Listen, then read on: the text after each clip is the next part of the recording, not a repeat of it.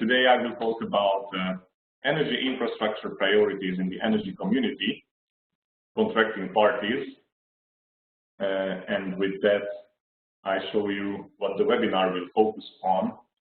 So we cannot have this talk without doing at least a little bit of legal introduction, but I promise this will be short and concise, and we'll focus only on the main points. The regulation that is guiding our infrastructure priority identification is the European 10E regulation, which is Regulation 347/2013 for your reference, which has been adopted and adapted. So it has been adapted to energy community purposes, and it has been adopted by the Ministerial Council of the Energy Community. So it's in force for us as well. We will talk about what are projects of energy community interest and what are projects of mutual interest. Then I will jump on to the selection methodology. So what we are actually doing is there are a number of projects submitted in different categories, which I will also explain. And so we run an evaluation procedure based on which we can identify which projects are actually beneficial for the energy community. Then I will quickly present you what are the current priority projects on the currently legally binding projects of energy community interest and projects of mutual interest list. And then I will also talk a little bit about the projects which have been submitted for the ongoing round, which has not been finished yet. But I will show you the projects on which we have run a public consultation during the course of April. And I will also try to talk a bit about what the future might hold for energy infrastructure projects in the energy community, and it all comes always from the EU, so it might touch upon that as well, although it's without concrete information yet, but I will look into what changes there might be. And there is a quote from Joseph Stiglitz: "In developing countries, lack of infrastructure is a far more serious barrier to trade than tariffs." And I'm confident that infrastructure, physical infrastructure, and of course also digital infrastructure is one of the bases for economic growth in the long term, indeed. And with this procedure, we try to help and we try to assist also the countries in making sure that the relevant infrastructure is in place, and thus they can enable their traders and market players to access European energy markets and the gas and electricity markets of each other as well. So the first one, Regulation 347/2013. The regulation defines some basic criteria based on which a project can be defined as a project of energy community interest in the energy community, and actually is the same for EU member states, projects of common interest. Now, these criteria include general criteria and specific criteria. The general criteria for the energy community contracting parties is that the potential benefits must outweigh the costs. How we try to explore whether it's the case, I will talk about in the methodology section. And of course, there are only certain project categories,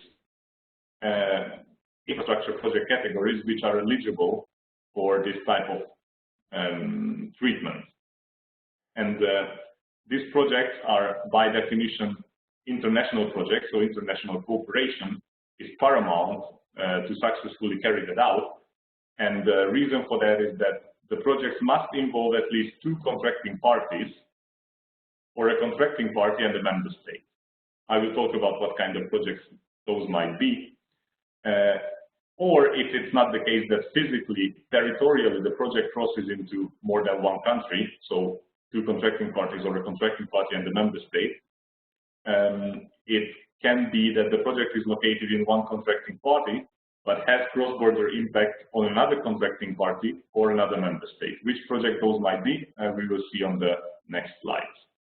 Then there are the so-called specific criteria, which is different by project category. So for electricity projects, the project has to increase market integration by increasing capacity between two countries, for example, on an interconnector. It has to increase the security of supply, and it has to contribute to sustainability, so practically to higher renewable penetration in the grid in the country or the region. The same three categories apply for gas as well, with the addition of competition, which means that the project should enable competition between gas sources, should increase the potential to compete between gas sources. So far I have been accessing one type of gas source, and with the project I might be able to access other type of gas source sold by someone else, produced at a different location.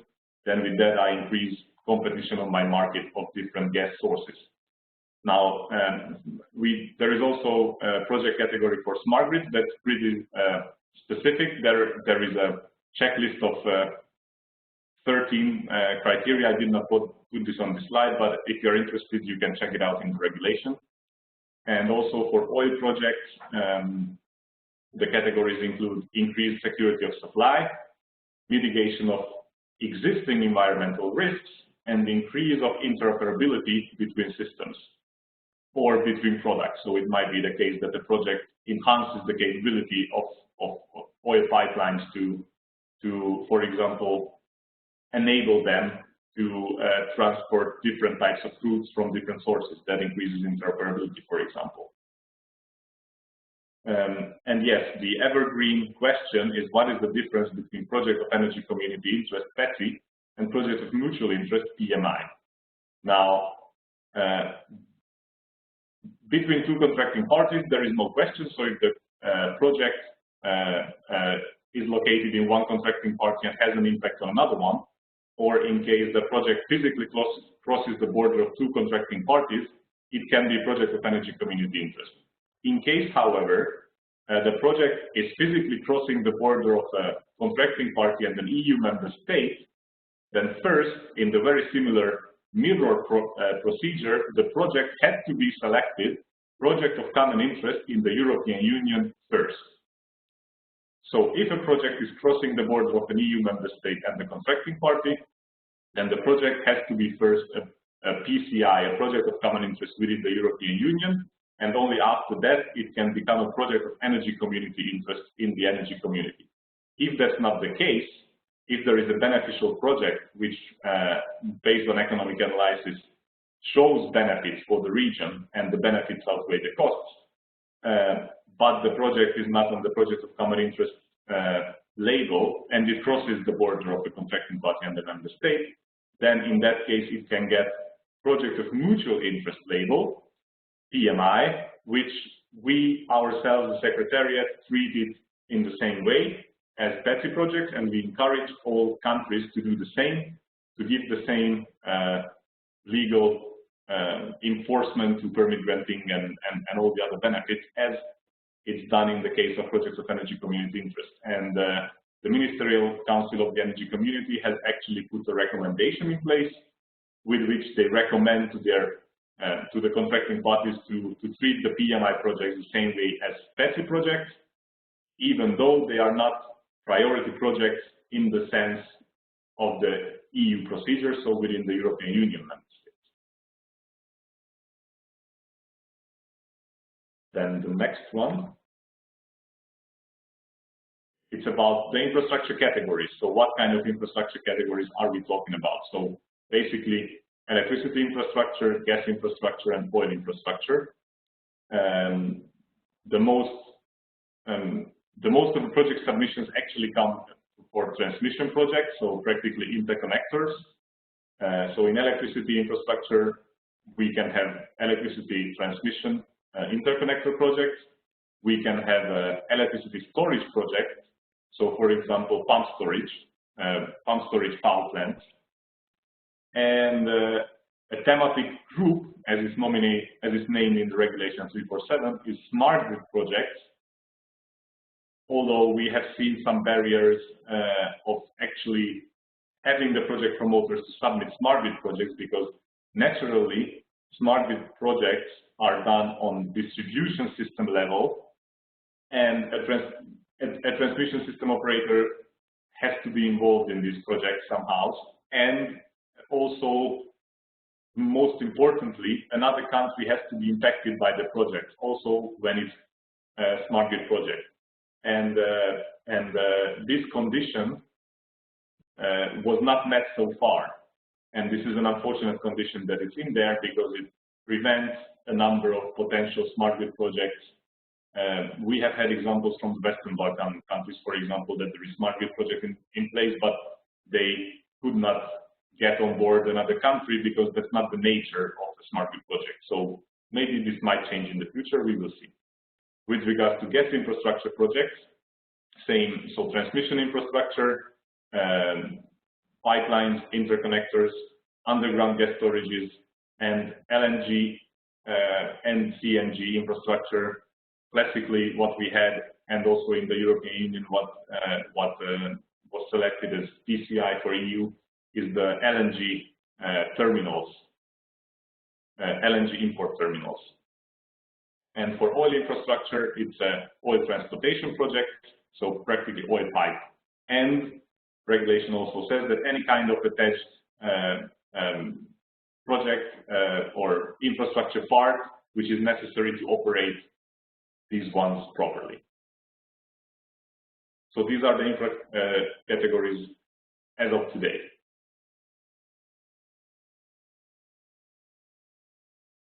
Next slide. What is the whole point of this regulation, and why are we doing this? So the regulation foresees benefits for these infrastructure projects, which are the most important ones are collected on this slide. So the permitting procedure is maximized in 3.5 years. There should be one-stop shop where the project promoter should be able to turn to for the whole permitting procedure. There are possible regulatory incentives in place, so the regulators can put in place regulatory incentives like higher tarification or recognition of costs even before the project has been commissioned. There are a number of such incentives. I will not go into detail now.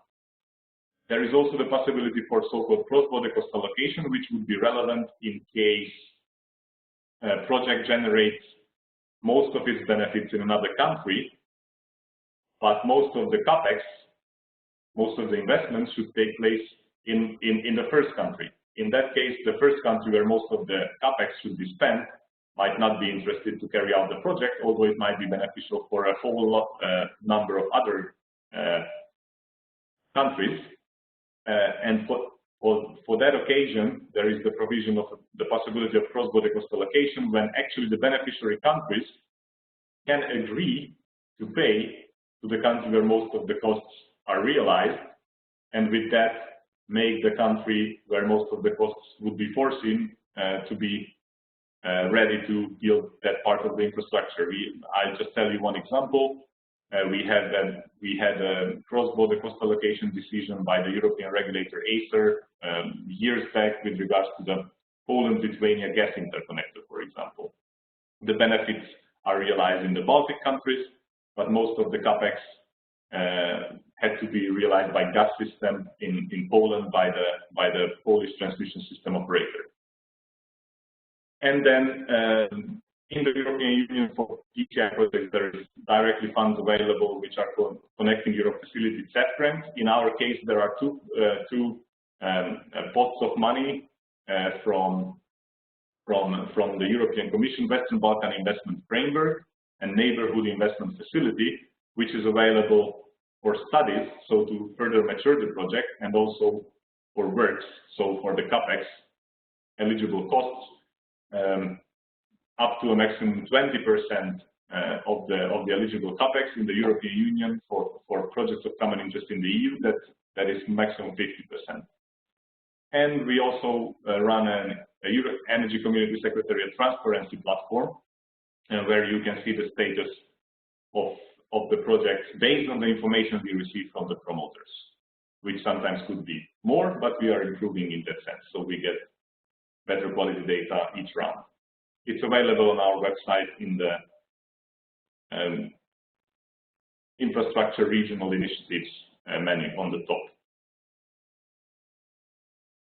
Okay, next slide is about assessment methodology. Don't get scared about this slide. I will lead you through. So let's start in the upper left corner.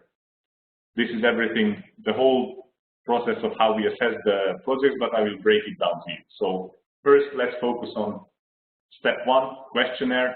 So basically what we do is we collect project applications, which are in line with these project categories that you have seen before. And the projects have to submit a number of information which enables us to run market modeling on the projects, which I will talk about in step 3. And basically what we do is that we receive the questionnaire and we check whether the necessary information is submitted. And then in step 2, we check whether the project is eligible, whether it fits into the categories that I've just explained to you, whether they apply for PECI or PMI status, whether they are eligible for the category that they applied for. So this is the warm-up phase. So we need to do these steps in order to make sure that we have the necessary data to run modeling and that the projects are all right. And then we come to the interesting bit. It's the economic cost-benefit analysis, which we are running. It's not the ECS's model per se. We have consultant, which is a regional energy research center, REC, from Budapest Corvinus University, which is the economics university in Budapest. And they have a whole European market model for gas and electricity. And we use their model with their assistance to carry out the market assessment. So based on the input data that we receive from the project promoters and also from the countries, because of course there is a framework of information in which the projects behave well or not well, so whether they realize economic benefit or no. So we also collect data from the countries with regards to electricity, gas demand up until 2040 or 50. And what we did is that we are doing it in 2 future scenarios. One of them we might call it as business as usual. The other one we might call it as a green scenario. And in the business as usual scenario, we use data from the European Network of Transmission System Operators for gas and electricity, so from the ENTSOs. All their scenarios comply with COP21 targets, so we can consider it as business as usual because all 4 of their scenarios comply with the COP21 CO2 targets in the energy system. And that feeds in on the European Union side. From our side, we asked our countries to submit a green scenario and the business as usual scenario for this framework data, such as demand. And from most of them, we received it. And then that's how we build up the 2 framework scenarios. Also, the source for the other scenario for EU countries is data available from European Union assessment, so-called price modeling. And so with that, we have 2 scenarios, a business as usual and the green one. EU data is based on the ENTSOs data in the business as usual and primes in the green scenario. And for our countries, we ask for data for business as usual and green scenario, and that's the data we use. And when we aggregate the results, we take both scenarios as 50-50 chance of occurrence. The ideology behind that, if I may use that word ideology, so indeed in the European Union, in ENTSO scenarios, all EU member states input data through the ENTSO's scenario building indeed complies with COP21 and the climate package of the European Union, obviously.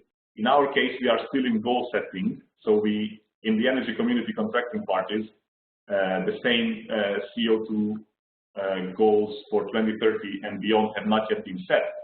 So we do not have a basis, eventually legal basis as well, to say that everything complies with COP21. And also, due to the different current technological standard of the power generation mix in a number of our countries, we assume, or we think it's also feasible that we take into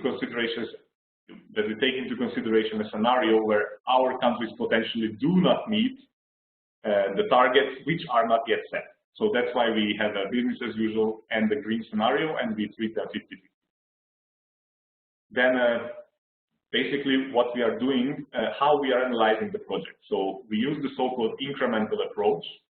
So basically there is a reference grid meaning existing infrastructure and an infrastructure with final investment decision on the gas grid and on the electricity grid. And what we are doing is that we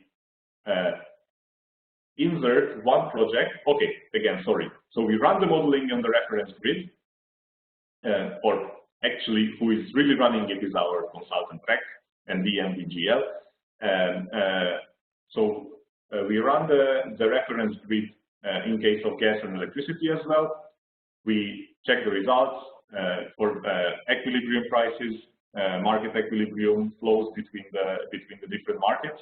And then what is done is that one single project is put on top of this reference grid, and the modeling is run again. And apparently, there is a different equilibrium on the markets because there is new capacity available, there is new supply source, for example, in the form of an LNG terminal. There is a new underground gas storage, which is helping time arbitration between summer and winter for gas prices. And then we have a new equilibrium. We observe new types of flows, and we observe new equilibrium prices, thanks to that one incremental project which we added on top of the reference grid. And this is done for all the projects. And then for all projects, actually the new equilibrium compared to the reference equilibrium will have a socioeconomic welfare difference. So in the core of the model, there are supply and demand curves assumed. I'm not going too much into detail, but basically there is supply and demand curves assumed for each country. Based on those supply and demand curves, there is an equilibrium price formed in each country. And based on the capacity available between those markets, the prices can further equilibrate, and that results in flows. But once we put in a new project, the new electricity interconnector between two countries, that might have the potential to change the flow pattern. It can have the potential to change the new price equilibrium in case there was a big price difference between markets, for example. And then from the difference of the reference grid and the incremental scenario when the project is put in, we have a new socioeconomic welfare, and there is a welfare difference between the two cases. And so that is used to carry out simple discounted cash flow modeling, using in each year the difference between the reference modeling and the incremental modeling, resulting in a socioeconomic cash flow for each year of the analysis up until 2040. Actually, not each year, but every 5th year, and we interpolate between the 2 years linearly to have cash flow for each year, and then we discount it with the social discount rate, and then we have a net present value by also using the capex of the project. And that will be the socioeconomic impact of one project. It might have been a bit too complex, and I didn't want to go maybe that much into detail, but it also might have been interesting. So this is the monetized part of the results, which is socioeconomic welfare change caused by a project. We also have multi-criteria assessment to try to capture such project benefits which are not represented in the socioeconomic welfare change thanks to the project. And at the beginning, I told you about the specific criteria which are defined in the regulation. And with these multi-criteria indicators, we try to capture some of them as well. So the result of the CBA plays 60% weight in the final result. That's the monetized impact, the net present value, the socioeconomic welfare change, and the rest plays 40%, which are the additional criteria. Now you see here the gas modeling's additional criteria. So improvement of system reliability, enhancement of competition, current status of project maturity, and we use simple functions to calculate these based on static data. So it's not used, it's not done through modeling, but we have a function we fill out with the data, and then we have a result. And then, as I said, results of the socioeconomic analysis represent 60%. The rest combined represents 40%. So we have a total score for each project. We normalize the final results on a 0 to 100 scale. So there is a relative ranking of the projects. And based on that, we can have the ranking, and we can see, of course, after complying with the basic criteria that the project has to be beneficial, so benefits must outweigh the costs. Then we see which projects, actually not us, but there is a group, regional group, if you will, represented by all project promoters, ministries, and regulators from all the countries who are proposing then a draft preliminary list, which is then finally approved by the Ministerial Council of the Energy Community in a very simplistic explanation. And then we have the list, which I will show you now, which projects are on the list. Priority projects currently, and this is from our transparency platform, you can dwell in and you can see it for yourself in detail. The yellow ones are the gas projects, the blue one, the light blue are the electricity projects, and the dark blue are the oil projects. I will not go into detail to each of the projects. Basically, what you can see is that historically, the electricity grid in the Western Balkans and also in Ukraine, Moldova, okay, in Ukraine also the gas grid, but particularly in the Western Balkans, the electricity grid has been more developed. So in the gas grid, we still have countries which do not have access to gas, such as Albania, Montenegro, and Kosovo. And there are regions of other countries where there is no gas, and so this gasification process would go ahead with the help of this project. So that's why you can see much more gas projects than electricity projects. But you can contact me also via email, and if you are interested in any of the projects, then I can give you more information. And check out our PLIMA transparency platform, where you can have information about all the projects in further detail. So that's the current list, which has been approved 1.5 years ago. And now I will show you what we are doing right now. So, okay, yes. So we have started the new selection procedure at the beginning of this year. It happens every 2 years. So the previous list was, now it's 2020, it was autumn 2018. So the current list has to be approved by the Ministerial Council by autumn 2020, so late 2020. So we started this selection procedure in January. And now what you can see on the screen is the projects which have been submitted and consulted upon during the course of April. These are the electricity projects. Of course, you can see overlap between the projects which are currently on the list and which have been submitted again. So until the projects are done, they come back mostly usually to the list. So these are the electricity projects which have been submitted and have been found eligible based on their category, and we will carry out the analysis that I just showed you during the course of May on these projects for electricity, and these ones for gas.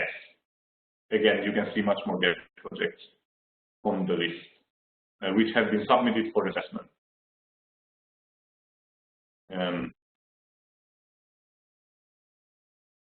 Yes, I don't want to go into detail with regards to any single project, but again, if you're interested, go onto our transparency platform or write me an email or just ask after the presentation in the Q&A session. And then a couple of words about what might the future hold. So you remember this is the same slide that I showed you from the beginning about the infrastructure categories. Of course, there are now new technologies which are coming and might still need some support, but might hold the key in order to enable higher levels of renewable penetration on the European grid, such as sector coupling between the gas and electricity sectors. Now, how that can be done? That can be done through electrolysis, hydrogen production, and feeding hydrogen to the gas grids up at a certain level, or you can have dedicated hydrogen pipelines. You can eventually make methane out of hydrogen as well with an extra transformation. It's possibly expected that in the review of the Regulation 347 within the European Union, such new types of infrastructure would also be recognized as potential common interest projects. But again, this is all speculation, so it's not showing the opinion of the Commission or of the Energy Community Secretariat. This is all speculation about how the Regulation 347 might change when it's being reviewed right now. Maybe different types of power storage technologies. Maybe there will be a differentiated treatment compared to what we have now. Maybe different types.